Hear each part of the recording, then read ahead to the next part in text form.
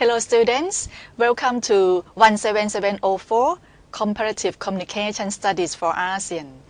Our section today is Module 3, Lesson 3.3, which is Communication in Singapore. The first slide, we're gonna look at the issues to be discussed today, which are 2 points.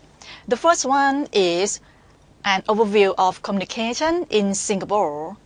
And the second one is Singapore's communications and comparative studies. Look at the first one is overview of communication in Singapore. We need to look at the media industry of Singapore first.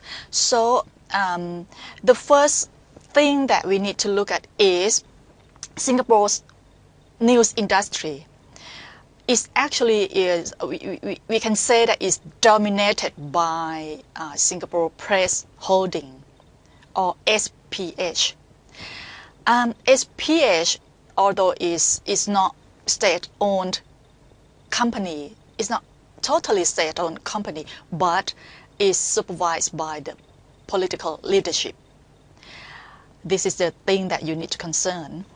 The SPH, they publish popular newspaper in Singapore. The most popular one is Straits Times. They also publish other English, Chinese, and also the Malay language newspaper as well. For example, they publish Sunday Times, the newspaper, which is tabloid, and Business Times. Another company or another organization which is published newspaper is MediaCorp. MediaCorp is state-owned company, and they publish the newspaper, which is the second most popular of Singapore. It's called Today. So we can have a look at the top 5 circulation of Singapore newspapers. So you will see the first one, the most popular newspaper in Singapore is the Straits Times, which is English language. And the second one is Today by MediaCorp. And so you can have a look at the top 5 of circulation. Most of them are published by SPH. This is the first thing that you need to consider. And now we're going to move to broadcasting in Singapore. So in Singapore, they have 7 channels. It's kind of 7 free-to-air local channels, which are operated by MediaCorp. MediaCorp, so don't forget that is owned by the government. So the MediaCorp also run the 14 radio stations as well. We can say that radio and television stations in Singapore are all government-owned entities. But the only radio station that is outside government on control is the BBC Far Eastern Relay Station. So this is the only station. This is not operated by the Singapore government. Now have a look at internet and digital media. In Singapore, the population this year is around 5 million. But if you look at this picture, this graphic is from wearesocial.sg. You can see that the Singapore people, they are very active in social media, in digital media. Total population is 5.47 million. And active internet users is totally 4.45 million, which is quite a lot.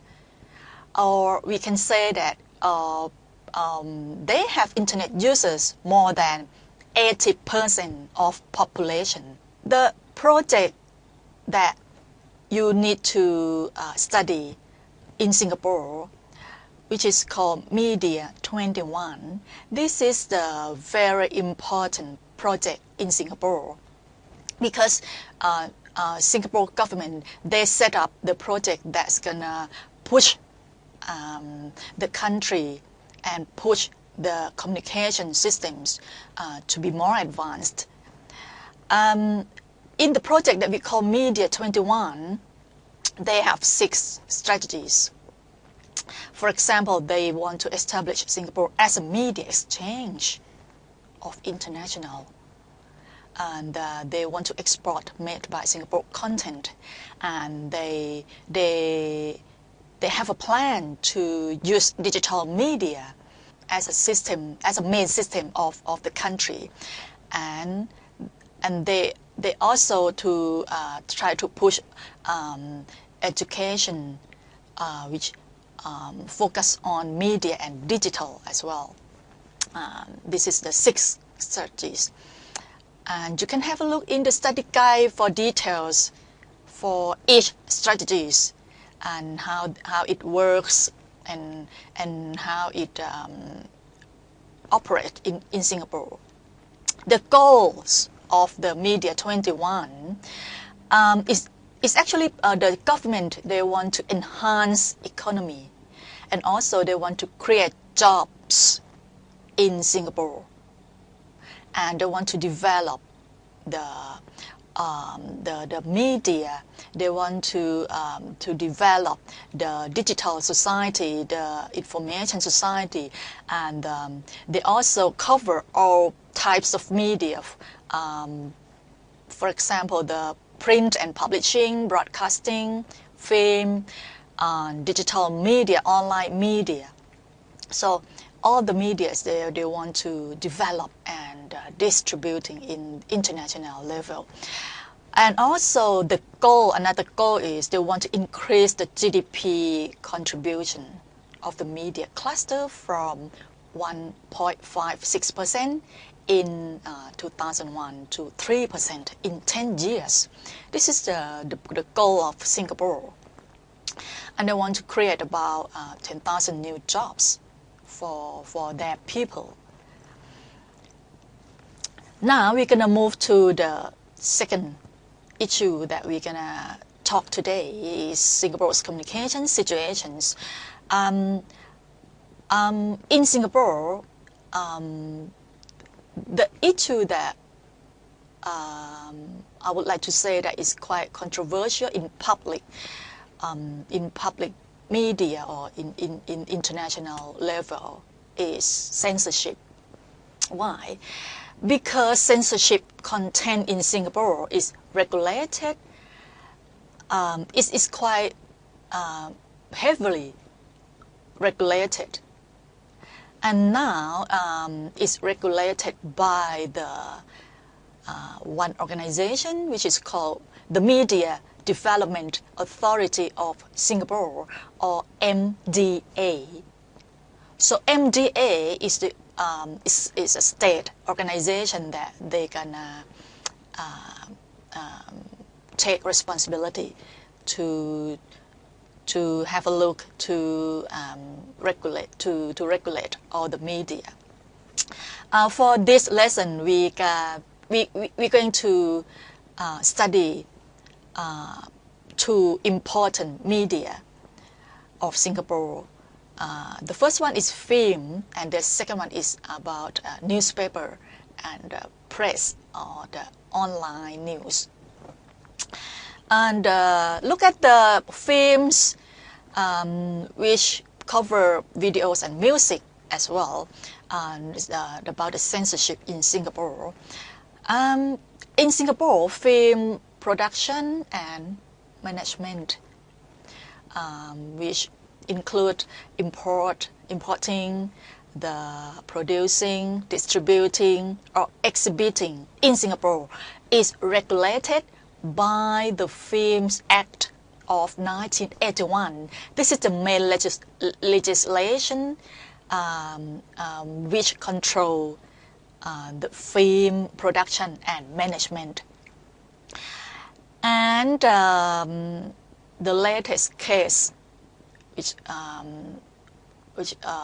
it happened with the famous Singaporean film in September last year, which is called Singapore with Love by Tan Pin Pin,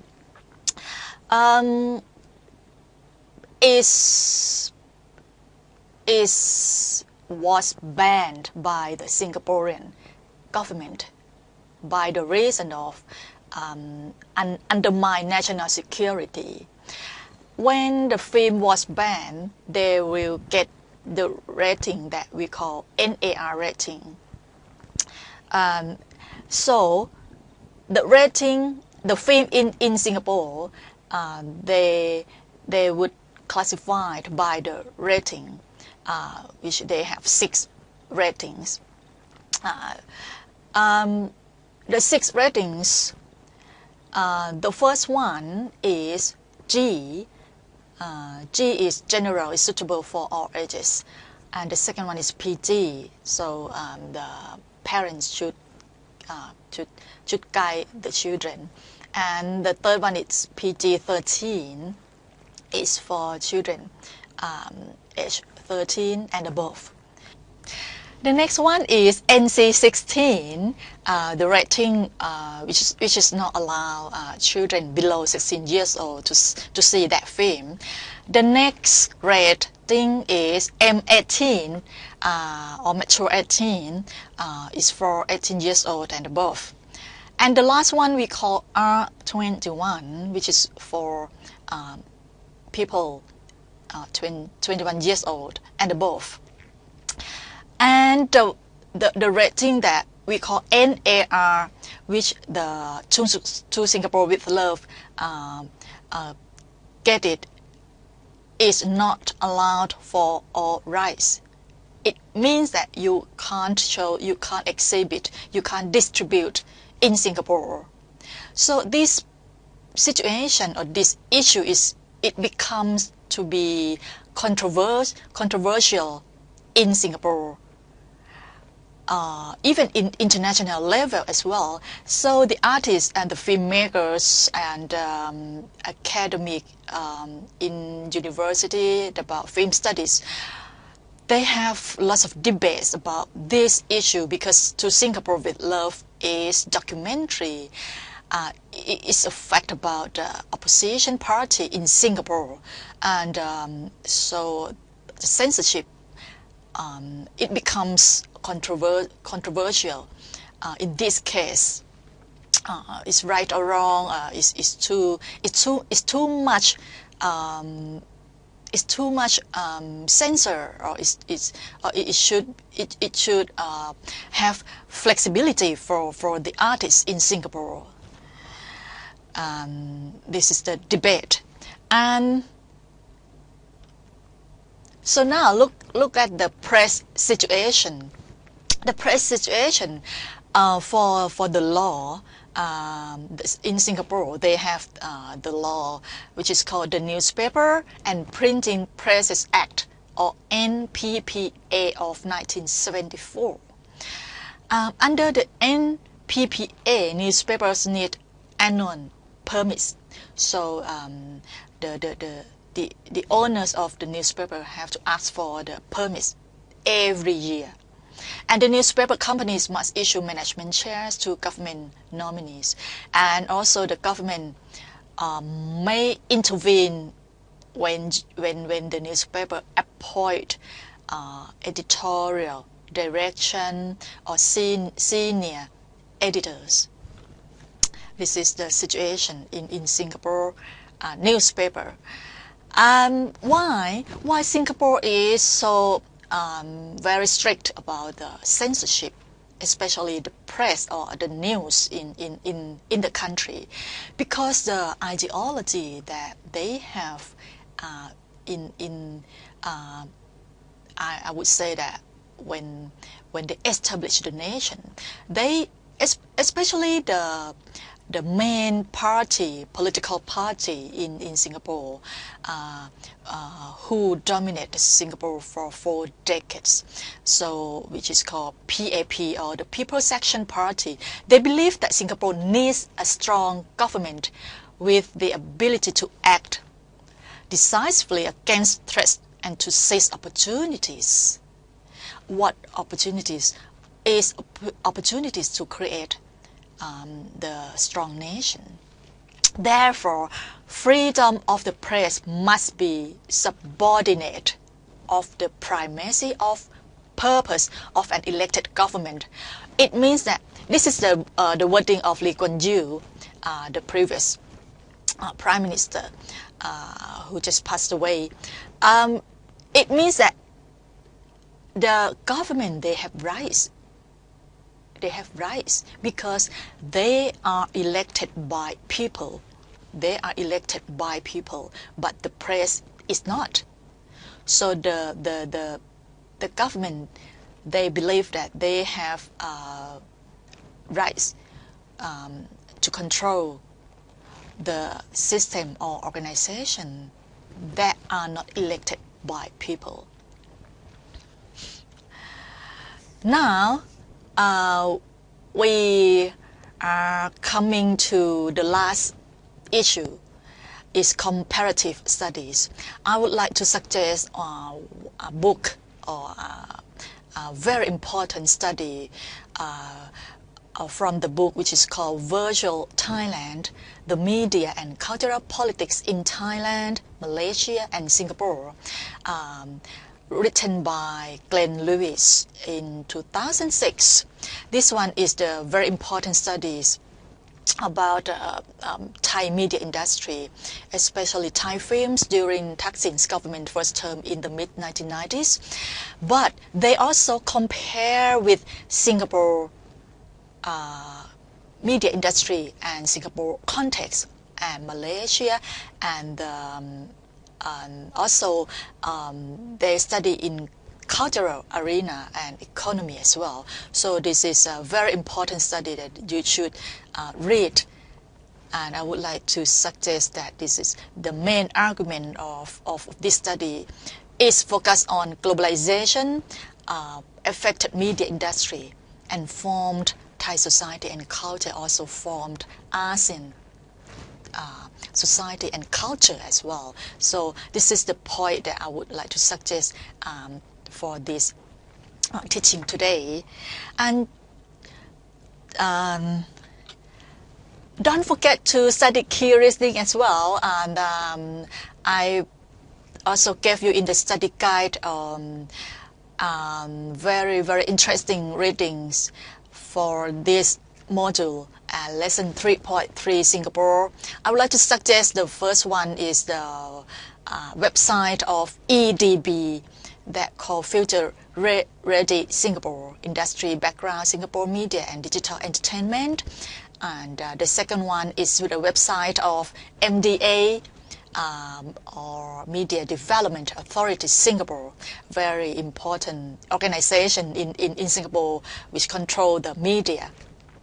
So today, I hope you enjoy this module and don't give up.